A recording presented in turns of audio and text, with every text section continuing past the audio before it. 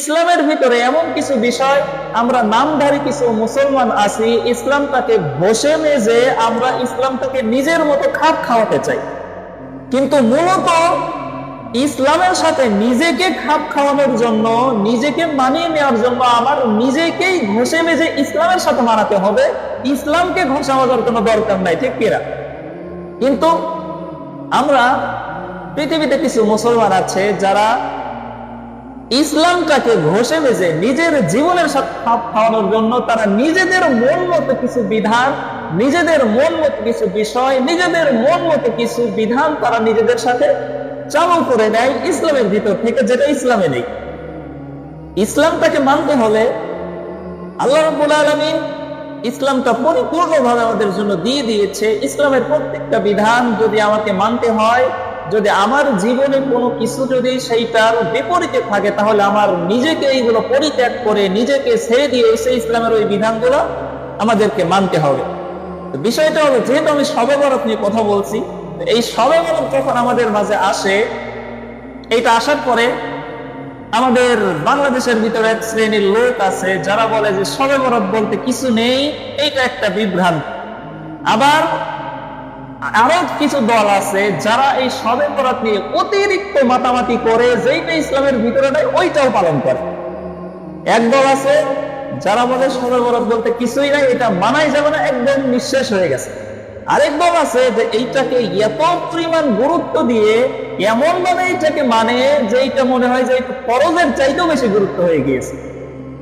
আল্লাহ রাব্বুল আলামিন আমাদেরকে পৃথিবীর বুকের ভিতরে পাঠিয়ে দিয়েছে উম্মাতাও ওয়াসাতা, অর্থাৎ মধ্যমপন্থী উম্মত হিসেবে। আল্লাহ রাব্বুল আলামিন কোরআনুল কারীমের ভিতরে বলেন, ওয়া কাযালিকা জাআলনাকুম উম্মাতাও ওয়াসাতা, আমি আল্লাহ রাব্বুল আলামিন তোমাদেরকে পৃথিবীতে মধ্যমপন্থী উম্মত হিসেবে তৈরি করেছি। তোমরা না অতিরিক্ত কোনো কিছু নিয়ে বাড়াবাড়ি করবে, না ইসলামের ভিতরে কোনো জিনিস নিয়ে তোমরা এইটা কম বেশি করবা। ইসলামে যেটা আছে, যতটুকু আছে তোমাকে ততটুকুই ওই রকম করেই মানতে হবে। এটাকে কমানো বাড়ানোর কোনো সুযোগ আমাদের হাতে নাই। তো এই যে শবে বরাত আমাদের সামনে আসতেছে, যেই পক্ষ বলে যে ইসলামে শবে বরাত বলতে কিছু নাই, এটা তাদের ভ্রান্ত ধারণা, ভুল ধারণা। আবার যারা শবে বরাতকে নিয়ে অতিরঞ্জিত করে হালুয়া রুটি আতশবাজি ফোটানো, আমাদের বিশেষ করে শহরের ভিতরে দেখা যায়, ঢাকা শহরে আরো বেশি দেখা যায় যে শবে বরাত আসলে তারা প্রত্যেকটা কবরস্থানে, প্রত্যেকটা মসজিদে এত সুন্দর সুন্দর আলোকসজ্জা করে, আর ঢাকার ছেলে পেলে ওই রাত্রিতে এত বেশি বেশি পরিমাণ আতশবাজি ফোটায়, যেটা ইসলামিক সংস্কৃতির সাথে একদমই যায় না, একদম সম্পূর্ণ নিষিদ্ধ। এই সকল কাজ শবে বরাতে করা যাবে না। তো শবে বরাতে তাহলে কি করতে হবে? বান্দার জন্য আল্লাহ তাআলার পক্ষ থেকে কি আছে, রাসূল আমাদেরকে কি শিক্ষা দিয়েছে, কেমন করে এটা আসলে আমরা পালন করতে পারি, আর কেমন করে পালন করলে আমরা আমাদের নিজেদের জীবনটা ধন্য হবে, আল্লাহর নৈকট্যশীল বান্দা আমরা হতে পারবো, সেই সম্পর্কেই সংক্ষিপ্ত সময় কিছু আলোচনা আমরা নিজের জীবনে বাস্তবায়ন করার নিয়তে, আমলের নিয়তে শুনবো ইনশাআল্লাহ। রব্বুল আলামিন কোরআনুল কারীমের ভিতরে বলেন, হামিম ওয়াল কিতাবিল মুবিন ইন্না আনজালনাহু ফি লাইলাতিন মুবারাকাতিন ইন্না কুন্না মুনদিরিন। আল্লাহ রাব্বুল আলামিন বলতেছে, হামিম ওয়াল কিতাবিল মুবিন, সুস্পষ্ট এই কিতাবের কসম, ইন্না আনজালনাহু ফি লাইলাতিন মুবারাকাতিন ইন্না কুন্না মুনদিরিন, নিশ্চয় আমি আল্লাহ রাব্বুল আলামিন এই কোরআনটাকে বরকতময়, পুণ্যময় একটা রজনীতে আমি আল্লাহ তাআলা অবতীর্ণ করেছিলাম। আমি আল্লাহ রাব্বুল আলামিন তো মানুষকে সতর্কতা, এই আয়াতের ভিতরে লাইলাতুল মুবারাকা, এই আয়াতের তাফসীর কেউ কেউ বলেছে, হযরতে ইকরামা রাহমাতুল্লাহি আলাইহি উনি বলেছেন এইখানে শবে বরাতের কথা বলা হয়েছে। আবার কোন কোন মুফাসসির বলেছে না, এখানে শবে বরাত নয়, এইখানে শবে কদর অর্থাৎ রমজানের রাত্রির কথা বলা হয়েছে, যেই রাত্রিতে আল্লাহ রাব্বুল আলামিন কোরআনুল কারীম অবতীর্ণ করেছে। এইখানে কয়েকটা ব্যাখ্যা এসেছে, যেই ব্যাখ্যায় যেটাই আসুক না কেন, আমাদের মূল বক্তব্য হচ্ছে শবে বরাত নিয়ে।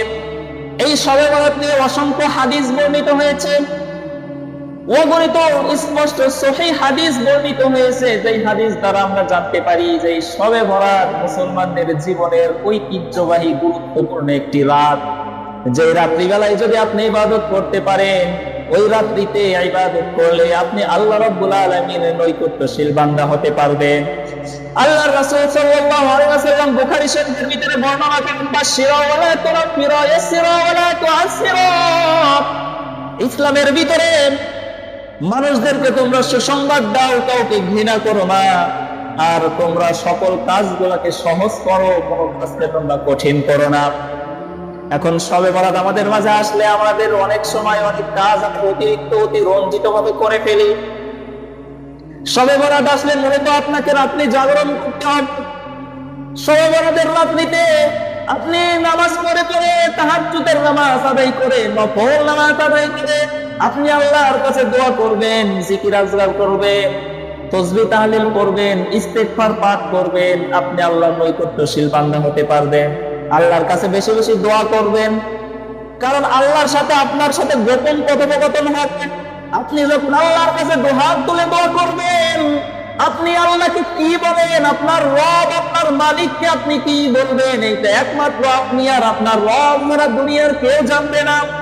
এইটা হলো প্রেমিক আর প্রেমিকার মতো, স্বামী স্ত্রীর মতো। স্বামী যদি স্ত্রীকে ভালোবেসে গোপনে কোনো কথা বলে, এইটা ওই দুইজন ছাড়া কিন্তু কেউ জানে না। প্রেমিক যদি তার প্রেমিকাকে গোপনে কোনো কথা বলে, এটা তারা দুইজন ছাড়া দুনিয়ার কেউ জানে না।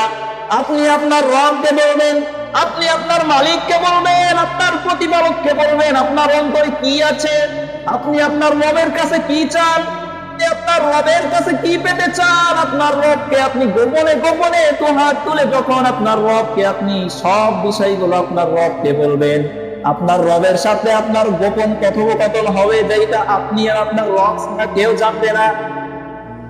আল্লাহর রাসূল সাল্লাল্লাহু আলাইহি ওয়াসাল্লাম হাদিসের ভিতরে বলে দিয়েছে, বান্দা যখন তার রবের সাথে এই যে গোপন কথোপকথন করবে, বান্দা গোপন কথোপকথন করার পরে ওই রাত্রিতে বান্দা তার রবের কাছে যাই চাইবে, আমার রব ওই বান্দাকে তার জীবনে সব জিনিস দিয়া ওই বান্দার জীবনটা ধন্য করে দিবে।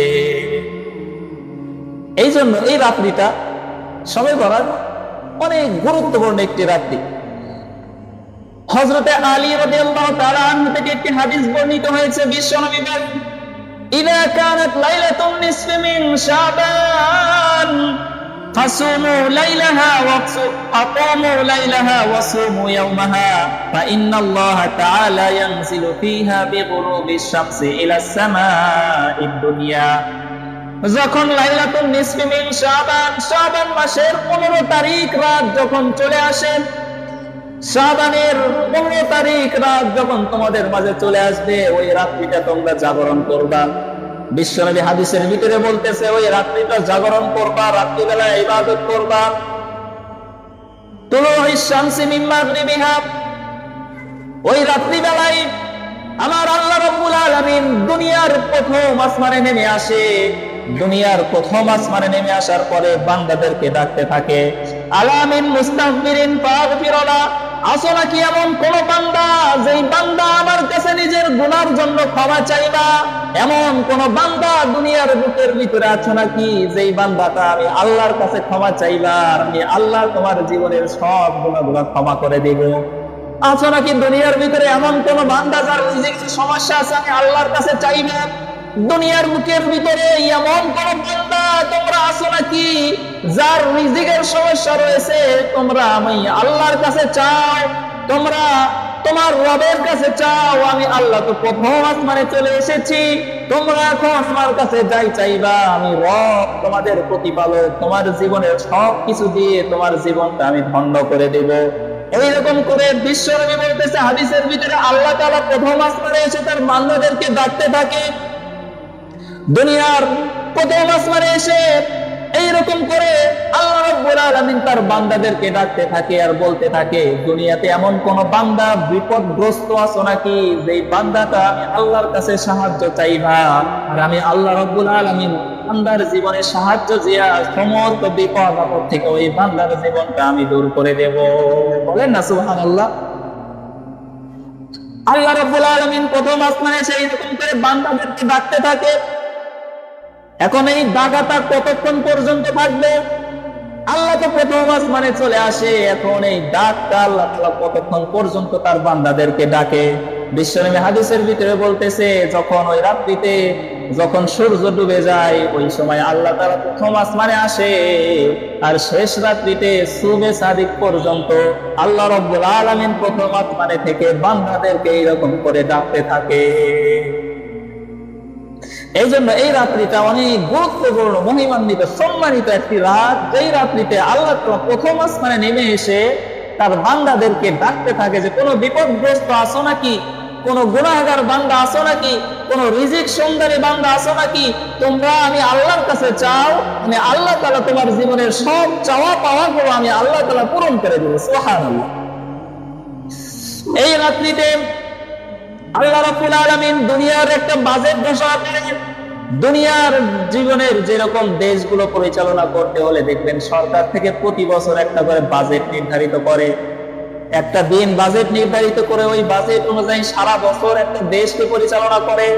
আল্লাহ রাব্বুল আলামিন সারা পৃথিবীটাকে কেমন করে পরিচালনা করবে, একটি বছর এই দুনিয়ার বুকের ভিতরে কতগুলা মানুষ জন্মগ্রহণ করবে, কতগুলা মানুষ দুনিয়া থেকে চলে যাবে, কতগুলা মানুষ তাদের জীবন কার্য সম্পন্ন করে আল্লাহ তাআলা দুনিয়া থেকে উঠিয়ে নিবে। এই রকম করে হিসাব নিকাশ করে একটা মানুষ দুনিয়াতে একটি বছর কত জীবিকা পাবে, একটি মানুষের রিজিক একটি বছর কতগুলা আছে, এইরকম করে আল্লাহ রাব্বুল আলামিন একটা বাজেট নির্ধারণ করে আল্লাহ তাআলার দায়িত্বপ্রাপ্ত যে ফেরেশতাগুলো আছে ওই ফেরেশতাদের হাতে আল্লাহ তাআলা তুলে দেয়। ওই ফেরেশতা ওই বাজেট অনুযায়ী সারাটা বছর, ওই বাজেট অনুযায়ী সারাটা পৃথিবী পরিচালনা করে। যেই বাজেটগুলো আল্লাহ রাব্বুল আলামিন ঘোষণা করে ওই দিনটা হলো শবে বরাতের রাত্রি। ওই রাত্রিটা এত মহিমান্বিত, সম্মানিত একটি রাত, যেই রাতের মধ্যে আমার আল্লাহ রাব্বুল আলামিন এই দুনিয়ার একটা বাজেট ঘোষণা করে ফেরেশতাদের হাতে তুলে দেয়। হযরত আবু হুরায়রা রাদিয়াল্লাহু তাআলা আনহু থেকে হাদিস বর্ণিত হয়েছে, বিশ্বনবী জনাবে মুহাম্মদুর রাসূলুল্লাহ সাল্লাল্লাহু আলাইহি ওয়াসাল্লাম শাবান মাসের 15 তারিখ রাতে বিশ্বনবী আল্লাহ রাব্বুল আলামিনের নফল নামাজ আদায় করতেছিল। এমন সময় আসমান থেকে জিবরাইল আমিন নাজিল হয়ে আল্লাহর রাসূলকে বলতেছে, ও আল্লাহর রাসূল, আপনি একটু এখন মাথা উঠান, আসমানের দিকে একটু তাকান। আল্লাহর রাসূল সিজদা থেকে এবার মাথা উঠালো, মাথা উঠিয়ে আসমানের দিকে তাকিয়ে দেখে আসমানের 8টা দরজাই খোলা। বিশ্বনবী বলতেছে, আমি আসমানের দিকে তাকালাম, আসমানের দিকে তাকিয়ে দেখি আর জান্নাতের ভিতরে যে 8টি দরজা আছে 8টি দরজাই জান্নাতের দরজাগুলো খোলা। আমি দেখতে পেলাম প্রথম জান্নাতের দরজা থেকে ফেরেশতারা ডাকতেছে, আসো নাকি কেউ যারা সেজদাকারী, এই রাত্রিতে যারা সেজদা করতেছে তাদেরকে আহ্বান করতেছে।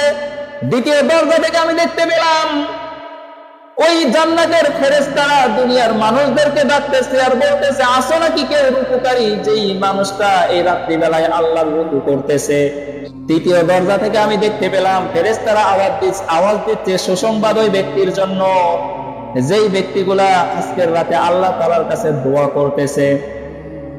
চতুর্থ দরজা থেকে এক ফেরেশতা আওয়াজ দিচ্ছে আর বলতেছে সুসংবাদ ওই ব্যক্তির জন্য, যেই ব্যক্তিগুলো আজকের রাতে বেশি বেশি জিকির করতেছে, আল্লাহর নামগুলো স্মরণ করতেছে। পঞ্চম দরজা থেকে আমি দেখতে পেলাম আল্লাহর ফেরেশতারা ওই সকল মানুষদের জন্য সুসংবাদ ডেকে ডেকে বলতেছে যে সুসংবাদ ওই মানুষের জন্য যেই মানুষগুলা আজকের রাতে আল্লাহর ভয়ে চোখের পানি ছেড়ে ছেড়ে আল্লাহর কাছে বেশি বেশি ইস্তেগফার পাঠ করতেছে। ষষ্ঠ দরজা থেকে আমি দেখলাম এক ফেরেশতা ঘোষণা দিচ্ছে সুসংবাদ ওই ব্যক্তির জন্য যেই ব্যক্তিগুলা আল্লাহর ভয়ে তাদের অন্তরগুলা নরম হয়ে গিয়েছে। মুসলিম জাহানের যত মুসলমান আছে প্রত্যেকটা মুসলমানদের জন্য সুসংবাদ। অষ্টম দরজা থেকে এক ব্যক্তি ঘোষণা দিচ্ছে যে এই দুনিয়ার বুকের ভিতরে কেউ ক্ষমা প্রার্থনাকারী আছো নাকি? যদি তোমরা আল্লাহর কাছে ক্ষমা প্রার্থনা করো তাহলে আজকের রাতে আল্লাহ রাব্বুল আলামিন তোমার জীবনের সব গুনাহগুলো ক্ষমা করে দিয়া তোমার মুকাররবিন বান্দা বানিয়ে দিবে। আল্লাহ রাসূল সাল্লাল্লাহু আলাইহি ওয়াসাল্লাম জিবরাইল আমিনকে জিজ্ঞাসা করলো, ভাই জিবরাইল, আমি তো জান্নাতের 8টা দরজা এরকম খোলা দেখলাম, এইরকম জান্নাতের দরজাগুলো কতক্ষণ পর্যন্ত খোলা থাকবে? কতক্ষণ পর্যন্ত মানুষগুলাকে এরকম ফেরেশতারা সুসংবাদ দিয়ে দিয়ে ডাকতে থাকবে? জিবরাইল আমিন তখন বিশ্বনবীকে বলতেছে, ও আল্লাহর রাসূল, এই যে জান্নাতের দরজাগুলো খোলা দেখতেছেন, এই দরজা খোলা ততক্ষণ পর্যন্ত থাকবে যতক্ষণ না সুবে সাদিক হয়ে সূর্য ওঠা শুরু করে দিবে। তার মানে সূর্য অস্তের সময় থেকে আবার পুনরায় সূর্য ওঠা পর্যন্ত সারাটা রাত্রি কিন্তু এই জান্নাতের দরজাগুলো খোলা থাকবে। আপনি যদি রুকু করেন, আপনি যদি সিজদা করেন, আপনি যদি জিকির আজকার করেন, আপনি যদি আল্লাহ তাআলার কাছে তাওবা ইস্তেগফার করেন, আপনি যদি আপনার জীবনের সব গুনাহগুলো যদি আপনি আল্লাহ তাআলার কাছে মাফ করে নিতে পারেন, আপনি যদি আপনার রিজিকের জন্য আল্লাহর কাছে দোয়া করেন, আপনি যদি আপনার জীবনের সব গুনাহগুলোর জন্য তাওবা করেন, আপনি যদি আল্লাহর কাছে ক্ষমা চান, তাহলে আল্লাহ রাব্বুল আলামিন ওই রাত্রিতে আপনার জীবনের সব গুনাহগুলো মাফ করে দিবে। আবার বিশ্বনবী বলে, এই রাত্রিতে এত সংখ্যক মানুষকে আল্লাহ রাব্বুল আলামিন মাফ করে দেয়, এত সংখ্যক মানুষকে আল্লাহ রাব্বুল আলামিন মাফ করে। মদিনার কাল গোত্রের ভিতরে, ওই গোত্রের ভিতরে যত সংখ্যক ছাগল ছিল, ওই ছাগলের ওই বকরির শরীরে যত পশম আছে, তত সংখ্যক মানুষকে আল্লাহ রাব্বুল আলামিন এই রাত্রিতে মাফ করে দেয়। এখন মদিনার জমিনে কাউক যে গোত্র ছিল, ওই গোত্রের ছাগল সংখ্যা কত ছিল?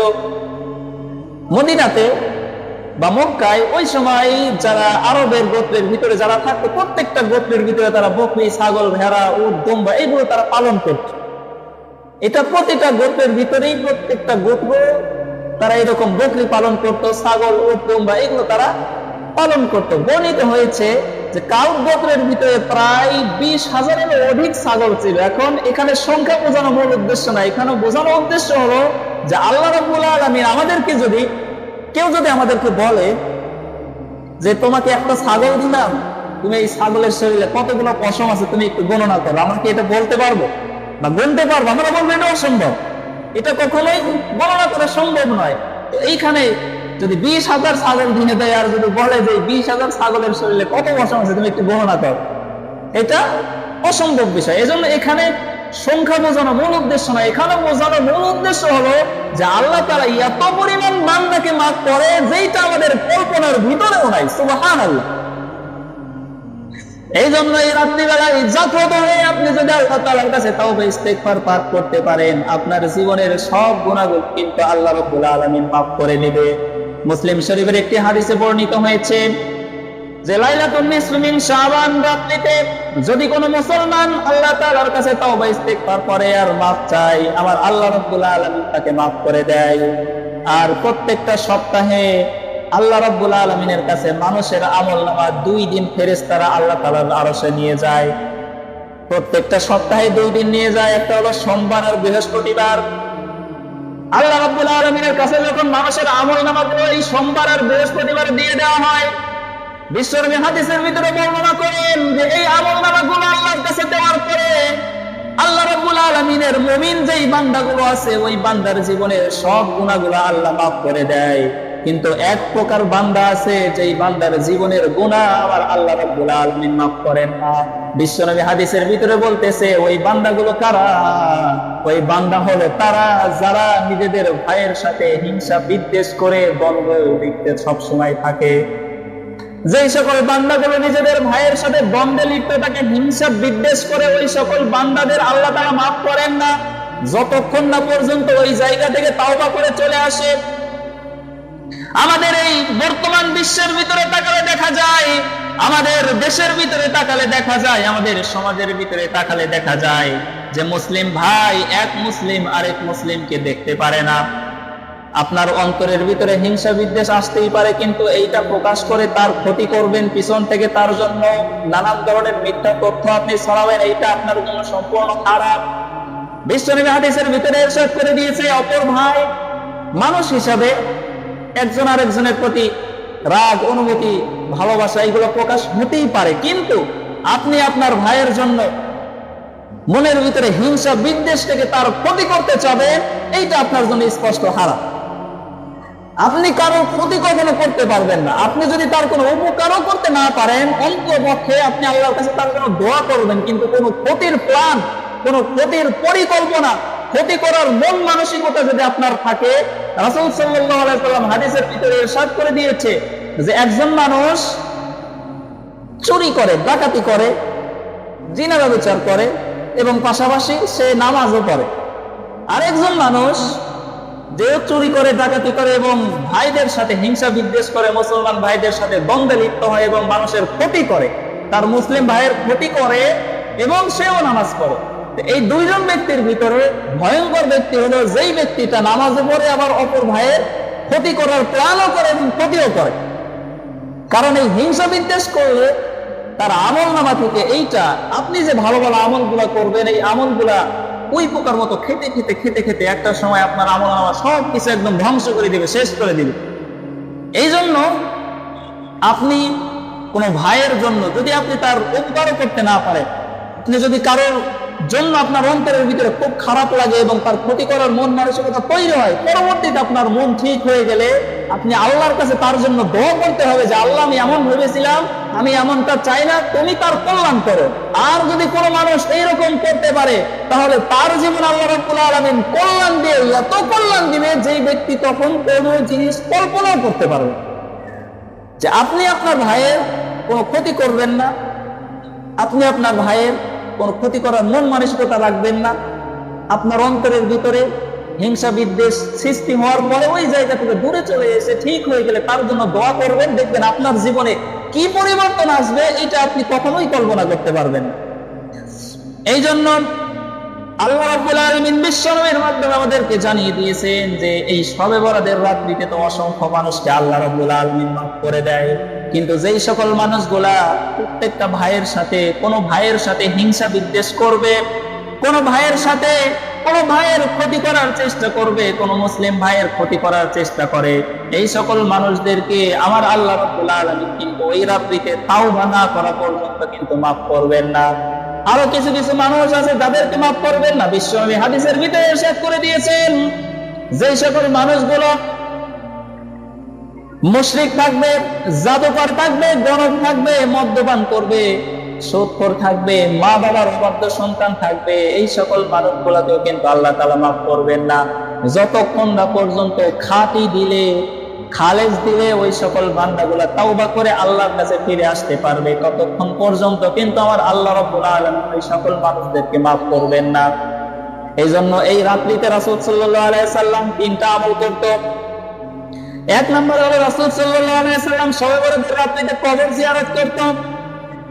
দুই নম্বর আমল হলো বিশ্বনবী জনাবে মুহাম্মদুর রাসূলুল্লাহ সাল্লাল্লাহু আলাইহি ওয়াসাল্লাম এই রাত্রি বেলায় জেগে জেগে নফল নামাজ, নফল ইবাদত করত। আর তিন নম্বর হলো বিশ্বনবী জনাবে মুহাম্মদুর রাসূলুল্লাহ সাল্লাল্লাহু আলাইহি ওয়াসাল্লাম শবে বরাতের পরের দিন তিনি রোজা রাখত। এখন রাসূলের এই জায়গা থেকে শিক্ষা নিয়ে আমাদেরকে যা রাসূল করেছে ওইটাই করতে হবে, কিছু বাড়ানো যাবে না, কমানো যাবে না। কিন্তু আমাদের ভিতরে শবে বরাত আসলে দেখা যায় হালুয়া রুটির একটা আমেজ আমাদের গ্রামের ভিতরে পড়ে যায়। মা বোনেরা বিশেষ করে গ্রামে পাড়ায় পাড়ায় মহল্লায় মহল্লায় যে শবে বরাত হলেই হালুয়া রুটি আমাদেরকে বানাতেই হবে, এইটা না খেলে মনে হয় আমাদের আর কোনো কিছু হবে না, এরকম আমাদের সমাজের ভিতরে একটা রীতি চালু হয়ে গেছে। এইটার সাথে ইসলামের কোনো সম্পর্ক নেই। আপনি হালুয়া খাবেন না কেন? আপনারা যখন মনে চায়, শুধু যে আপনাকে শবে বরাতের ওই দিনই খেতে হবে বিষয়টা তেমন না। আপনার আজকে মনে চেয়েছে আপনি এখনই বানান, আপনারা যখন মনে চাবে আপনি তখনই ওটা বানিয়ে খাবেন, কারণ এটা তো হালাল, এটা তো আপনার জন্য হারাম না। আপনার যখন মনে চাবে তখনই আপনি বানিয়ে খাবেন, কিন্তু নির্দিষ্ট দিন ক্ষণে যে আপনাকে এই দিন উপলক্ষে, যে শবে বরাত উপলক্ষে আপনাকে করতে হবে, এইটা আপনার জন্য এটা বাড়াবাড়ি হয়ে যাবে ইসলামের জন্য। এই ধরনের কোনো কাজ, অতিরঞ্জিত কোনো কাজ করা যাবে না। সম্মানিত উপস্থিতি, আম্মা জান আয়েশা সিদ্দিকা রাদিয়াল্লাহু তাআলা আনহা থেকে হাদিস বর্ণিত হয়েছে, তিনি বলেন যখন শবে বরাতের রাত, লাইলাতুন নিসফি মিন শাবানের রাত আসলো, ওই দিন পালাক্রমে বিশ্বনবী আমার কাছে থাকার পালাক্রম করলো। কারণ বিশ্বনবীর যে কয়জন স্ত্রী ছিল, বিশ্বনবী পালাক্রমে একদিন একদিন এরকম করে করে স্ত্রীদের কাছে থাকতো। আম্মা জান আয়েশা সিদ্দিকা রাদিয়াল্লাহু তাআলা আনহা বলতেছে, যেই দিন লাইলাতুন নিসফি মিন শাবানের রাত হলো, ওই দিন রাসূল আমার কাছে থাকার পালা হলো। রাসূল আমার ঘরের ভিতরে প্রবেশ করলো। প্রবেশ করার পরে কিছুক্ষণ পরে আবার দেখলাম রাসূল কাপড় চোপড় পরে ঘর থেকে বাহির হয়ে গেল। আমি তখন মনে মনে ভাবলাম, যেহেতু আমি মানুষ, আমার মনের ভিতরে তো অন্যরকম চিন্তা হতেই পারে। আমি মনে মনে ভাবলাম রাসূল হয়তো অন্য কোনো স্ত্রীর ঘরে যাবে, আমার ঘর থেকে কেন বের হয়ে গেল, হয়তো বা অন্য কোন স্ত্রীর ঘরে রাসূল যাবে। আম্মা জান আয়েশা সিদ্দিকা রাদিয়াল্লাহু তাআলা আনহা তখন বিশ্বনবীর পিছু পিছু রওনা হলো। দেখতে চাইলো যে রাসূল দেখি কোথায় যায়, আমার ঘর থেকে বের হয়ে গেল। আজকে আমার কাছে আমার সাথে থাকার পালা ছিল, কিন্তু আমার কাছ থেকে বের হয়ে গেল, কোথায় যায় আমি একটু দেখতে চাই। বিশ্বনবী জনাবে মুহাম্মদুর রাসূলুল্লাহ সাল্লাল্লাহু আলাইহি ওয়াসাল্লাম আম্মা জান আয়েশা সিদ্দিকা রাদিয়াল্লাহু তাআলা আনহার ঘর থেকে বের হয়ে গভীর রাতে জান্নাতুল বাকিতে কবর জিয়ারত করার জন্য রাসূল চলে গেল। আম্মা জান আয়েশা দূর থেকে দেখলো, সবকিছু দেখে আবার তাড়াতাড়ি করে বাসায় চলে আসলো। বাসায় চলে আসার পরে আম্মা জান আয়েশা ওই সময় হাঁপাচ্ছিল। রাসূল যখন কবর জিয়ারত করে আবার ঘরের ভিতরে প্রবেশ করলো, আম্মা জান আয়েশাকে দেখে বুঝতেছে যে তিনি হয়তো কোথাও গিয়েছিল অথবা আবার পিছু নিয়েছিল, যেই কারণে আম্মা জান আয়েশা হাঁপাচ্ছে। রাসূল জিজ্ঞাসা করলো, আয়েশা কি হয়েছে, এমন করতেছে কেন? আম্মা জান আয়েশা তখন সব ঘটনা খুলে বলল আর বলতেছে, ইয়া রাসূলুল্লাহ, ইয়া হাবিবাল্লাহ, আমি হয়তো মনে করেছিলাম আজকে আপনি আমার সাথে থাকবেন, কিন্তু যখন আমার ঘর থেকে বের হয়ে গেলেন আমি হয়তো মনে করলাম আপনি অন্য কোনো স্ত্রীর সাথে থাকার জন্য আপনি আমার ঘর থেকে বের হয়ে চলে গেছেন। কিন্তু আমি গিয়ে দেখলাম আপনি তো কবর জিয়ারত করতেছেন, আপনার উম্মতদের জন্য দোয়া করতেছেন, মৃত মানুষদের জন্য দোয়া করতেছেন। আমি ওই জায়গা থেকে দেখে আবার ঘরের ভিতরে তাড়াতাড়ি করে চলে এসেছি গো রাসূল। তখন বিশ্বনবী আম্মা জান আয়েশাকে বলতেছে, ও আয়েশা শুনে নাও, তোমার মনে কি এমন হয় যে আল্লাহ এবং আল্লাহর রাসূল তোমার প্রতি কোনো জুলুম করবে কিনা? কারণ স্ত্রীর হক আদায় না করা এটাও স্ত্রীর প্রতি জুলুম করা। রাসূল যখন ওই রাত্রিতে আম্মা জান আয়েশার ঘরে আবার প্রবেশ করলো, আম্মা জান আয়েশাকে তার কাছ থেকে অনুমতি নিচ্ছে এবং বলতেছে, আয়েশা, আজকের রাতে আমি একটু তোমার কাছে অনুমতি চাই, আমি আল্লাহর ইবাদত করতে চাই। এখন আল্লাহর ইবাদত করতে হলে স্ত্রীর অনুমতি নেওয়ার কি দরকার? প্রশ্ন আসে না যে আল্লাহর ইবাদত করে স্ত্রীর অনুমতি নিতে হবে কেন? হ্যাঁ, রাসূলের যেহেতু বেশ কয়েকজন স্ত্রী ছিল, পালাক্রমে রাসূল একজন একজনের কাছে থাকতো, তো ওই দিন আম্মা জান আয়েশার সাথে থাকার পালা ছিল। এখন আম্মা জান আয়েশার হক ওই রাত্রিতে তাকে সময় দিবে, এটা তার স্ত্রীর হক।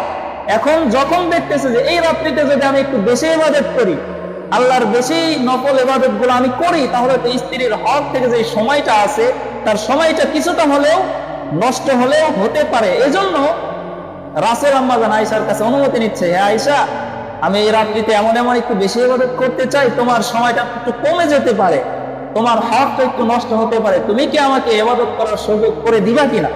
তখন আম্মা জান আয়েশা বলতেছে, ইয়া রাসূলুল্লাহ, এটা আপনি কি বললেন? আপনি আল্লাহর ইবাদত করবেন আর আমি আপনাকে সুযোগ দেব না, এটা কি হতে পারে নাকি? আপনি সারা রাত আল্লাহর ইবাদত করেন, আমার কোনো সমস্যা নাই। সুবহানাল্লাহ বলবেন না? এজন্য রাসূল ওই রাত্রি জেগে জেগে তাওবা ইস্তেগফার করেছে, জিকির আজকার করেছে এবং কবর জিয়ারত করেছে। পরের দিন রাসূল রোজা রেখেছে। এটাই হলো শবে বরাতের আমল।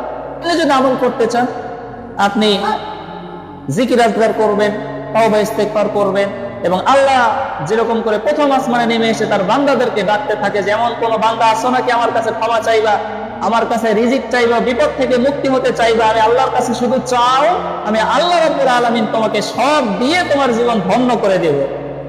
এই আমলগুলো আমরা করতে পারি, তবে অতিরঞ্জিত কোনো কিছু, আতশবাজি ফুটানো, পটকা ফুটানো, শহরে ঘুরে বেড়ানো, নানান ধরনের বিশাল বিশাল আয়োজন করা, এগুলো ইসলামের সাথে যায় না এবং এগুলা করা থেকে আমাদেরকে বিরত থাকতে হবে। এজন্য সম্মানিত প্রিয় উপস্থিতি, এই যে রাসূল সাল্লাল্লাহু আলাইহি সাল্লাম শবে বরাতের রাত্রিতে সহিহ যে আমলগুলো আছে, তাওবা ইস্তেগফার করা, জিকির আজকার করা, দোয়া করা এবং যেই সকল বান্দাদেরকে হাদিসের পরিভাষায় যে তাদেরকে ক্ষমা করা হবে না, মুশরিক যারা মদ্যপান করবে, সুদখোর যারা থাকবে, ঘুষখোর যারা থাকবে এবং আত্মীয়তার সম্পর্ক ছিন্নকারী যারা থাকবে। অনেক মানুষ আছে দেখবেন যে কিছু হলেই আত্মীয়তার সাথে কোনো সম্পর্ক নাই। আপনার অনেক ঘনিষ্ঠ ঘনিষ্ঠ আত্মীয় আছে, আপনার অনেক আপন আপন মানুষ আছে, আপনার ভাইয়ের সাথে আপনার কোনো সম্পর্ক নাই। আপনারা 2 ভাই 3 ভাই, দেখা যায় এক ভাই আরেক ভাইয়ের সাথে কোনো সম্পর্ক নাই, আপনাদের সাথে তো রক্তের সম্পর্ক, কিন্তু তারপরেও একটা ফিতনা সৃষ্টি করে দিয়ে, একটা ঝামেলা সৃষ্টি করে তাদের সাথে একদম সম্পর্ক ছিন্ন করে দেয়। এই ধরনের মানুষকে কিন্তু আল্লাহ তাআলা মাফ করবেন না যতক্ষণ না পর্যন্ত এই ঝামেলাগুলো ঠিক করে নিজে তাওবা করে ওই জায়গা থেকে ফিরে আসবে। মা বাবার অবাধ্য সন্তান, যারা পিতা মাতার অবাধ্য থাকবে, পিতা মাতার অবাধ্য সন্তান যারা থাকবে এই সকল সন্তানদেরকেও কিন্তু আল্লাহ তাআলা ওই রাত্রিতে মাফ করবেন না। এজন্য যদি এমন কেউ থেকে থাকি তাহলে এর আগেই আল্লাহ তাআলার কথা স্মরণ করে নিজের মনটা নরম করে আপনার মা বাবার কাছে ক্ষমা চেয়ে নিবেন।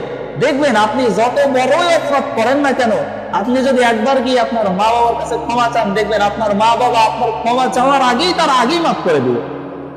এজন্য মা বাবার কাছে সন্তান কখনোই যত বড়ই ভুল করুক না কেন, মা বাবা ওইটা কখনোই ধরে রাখেন না। এজন্য যদি কেউ মা বাবার অবাধ্য হয়ে থাকে, এরকম যদি আমরা কেউ থেকে থাকি, মা বাবার সাথে খারাপ আচরণ করি, সবসময় অবাধ্য হই, তাদের কোনো কথাই আমরা শুনি না, যদি এরকম কেউ থেকে থাকি, তাদের কাছে মাফ নিয়ে তারপরে আপনি যদি আল্লাহ তাআলার কাছে মাফ চান, আল্লাহ তাআলা আপনাকে মাফ করে দিবে। এবং যারা হিংসুক রয়েছে, ভাইদের ক্ষতি করতে চায়, মুসলিম শরীফের হাদিস অনুযায়ী যে যারা মানুষের সাথে হিংসা বিদ্বেষ করে, কোন মুসলিম ভাইয়ের ক্ষতি করতে চায়, পিছনে পিছনে তাদের কথা রটে বেড়ায় এবং তাদের পিছন থেকে তাদেরকে আঘাত করতে চায়, এই সকল মানুষের মন মানসিকতা চেঞ্জ করে আপনার ভাইয়ের সাথে সম্পর্ক সুন্দর করে, এবং যদি কেউ এরকম করে থাকি তার জন্য আজকেই আপনি তার জন্য আল্লাহ তাআলার কাছে দোয়া করবেন, আল্লাহ আমি এমন করেছিলাম, এখন আমি এরকম কোনো কিছু চাই না, আল্লাহ আমি তার জন্য কল্যাণকর দোয়া করি। আপনি তার কল্যাণ করেন, আপনি আমারও কল্যাণ করেন, আমার অমুক ভাই তার সাথে আমার সম্পর্কটা ভালো নাই, আল্লাহ আমি তার জন্য দোয়া করি, আপনি তার কল্যাণ করেন, তার ভালো করেন। দেখবেন আপনি যখন অন্য কোনো মানুষের জন্য দোয়া করবেন, আল্লাহ তাআলা ওই দোয়াটা আপনার জন্য আগে কবুল করবে। আপনি যখন কোনো মানুষের জন্য দোয়া করবেন, অন্য কোনো মানুষের জন্য দোয়া করলে আল্লাহর ফেরেশতারা ওই দোয়াগুলো নিয়ে আল্লাহ তাআলার কাছে যায়। যাওয়ার পরে ফেরেশতারা আল্লাহকে বলে, আল্লাহ অমুক ব্যক্তি অমুক ভাইয়ের জন্য দোয়া করেছে। তখন আল্লাহ তাআলা ফেরেশতাদেরকে বলে যে যেই ব্যক্তি যার জন্য দোয়া করেছে ওই দোয়াটা আগে তার জন্য কবুল করো, তারপরে ওই ভাইয়ের জন্য। সুবহানাল্লাহ। সুতরাং আপনি যদি কারোর জন্য দোয়া করেন, ওই দোয়াটা আগে আপনার জন্য কবুল হবে, তারপরে তার জন্য হবে। এই জন্য অপর কোনো মানুষের জন্য দোয়া করলে, অপর কোনো ভাইয়ের জন্য দোয়া করলে আমাদের কি কোনো লস আছে? কথা বলে, আমাদের কি কোনো লস আছে? আমাদের তো কোনো লস নাই, কারণ আমরা যার জন্যই যাই দোয়া করি ওইটা আগে আমার জন্য কবুল হবে, তারপরে তার জন্য। এজন্য সর্ব অবস্থায় সব সময় আমরা আল্লাহ তাআলার কাছে বেশি বেশি দোয়া করব, তাওবা ইস্তেগফার করব এবং আল্লাহ তাআলার কাছে বেশি বেশি চাইব। আল্লাহ তাআলার কাছে যে যত বেশি চাইতে পারে আল্লাহ তাআলা তার প্রতি তত বেশি খুশি হন। মানুষের বৈশিষ্ট্য হলো, কোন মানুষের কাছে অতিরিক্ত কোনো কিছু চাইলে, একটা জিনিস বারবার বারবার চাইলে ওই মানুষটা কিন্তু রেগে যায়, তার প্রতি ক্ষিপ্ত হয়ে যায়। কিন্তু আল্লাহ তাআলার বৈশিষ্ট্য হলো, বান্দা আল্লাহর কাছে যত বেশি চাইবে তত বেশি খুশি আল্লাহ তাআলা ওই বান্দার প্রতি হবে। বান্দা যদি আল্লাহর কাছে না চাই, তাহলেই আল্লাহ তাআলা ওই বান্দার প্রতি নারাজ হয়ে যায়।